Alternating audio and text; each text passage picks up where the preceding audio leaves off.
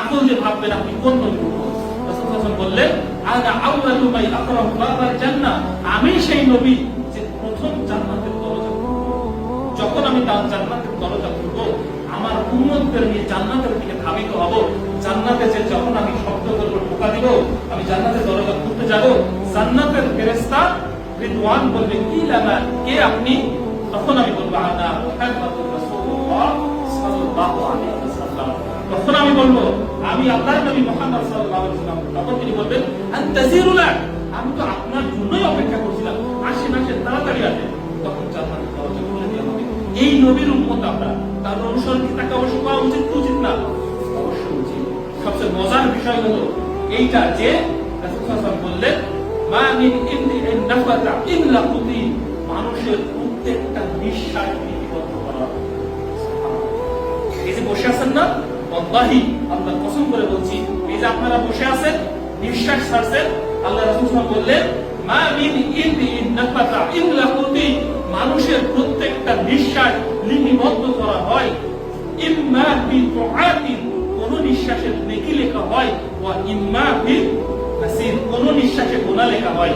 এই যে আমরা বসে আছি, এখন প্রত্যেকটা নিঃশ্বাস ছাড়ছে, এই নিঃশ্বাসে নেকি লেখা হচ্ছে। সুবহানাল্লাহ। আমরা অনেকে বাজার করতে যাই না, বাজারে যখন অনেক ভিড় হয়ে যায়, ভিড় হয়ে যাওয়ার পরে জিনিসপত্র যখন সব কেনাকাটা হয়ে যায়, যখন কাঁচা তরকারি হোক যাই হোক, যখন অল্প একটু বেঁচে থাকে, তখন শেষে কি করে, ভাবে কি 2 কেজি, বলে তুমি 1 কেজির দাম দিয়ে জব নিয়ে চলে, এরকম করে না?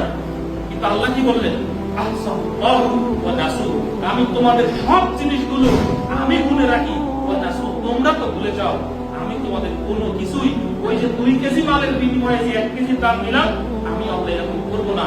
আহসানুল্লাহু, আমি সবকিছু গুনে রাখি, ওয়া নাসু, কিন্তু তোমরা তো ভুলে যাও।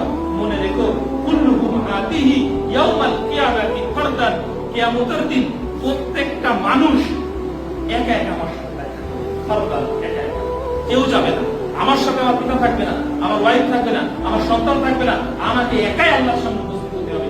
আমার জীবনের টোটাল বিষয় লিপিবদ্ধ করা আছে, সেই অনুযায়ী আল্লাহর কাছে আমার জবাবদিহি করতে হবে। সুতরাং দুনিয়ার জীবনে যতদিন আমরা বেঁচে থাকি, আমরা একটু চেষ্টা করি আমরা সেই নবীর উম্মত যিনি প্রথম দরজা খুলবেন জান্নাতের, সেই নবীর সাথে আমরা জান্নাতে যেতে পারি। এই জন্য জান্নাতে যেতে হলে ওই নবীকে অনুসরণ করতে হবে, ওই নবীকে অনুকরণ করতে হবে। আমরা যারা এই সংক্ষিপ্ত খুতবা থেকে এতটুকু শিক্ষা নিতে পারি, দুনিয়ার জীবনে যতদিন চলাফেরা করি, আমরা যেন আমাদের সেই নেতা সাইয়্যিদুল মুরসালিন খাতামুন নবিয়্যিন মুহাম্মদুর রাসূলুল্লাহ সাল্লাল্লাহু আলাইহি ওয়াসাল্লামের জীবন থেকে শিক্ষা নিয়ে দিনকে অনুকরণ করে জীবন যাপন করতে পারি। মহান আল্লাহ তাআলা আমাদেরকে সবাইকে তৌফিক দান করুন। আমিন। ওয়া আখিরু দাওয়ানা আলহামদুলিল্লাহি রাব্বিল আলামিন। আসসালামু আলাইকুম ওয়া রাহমাতুল্লাহ।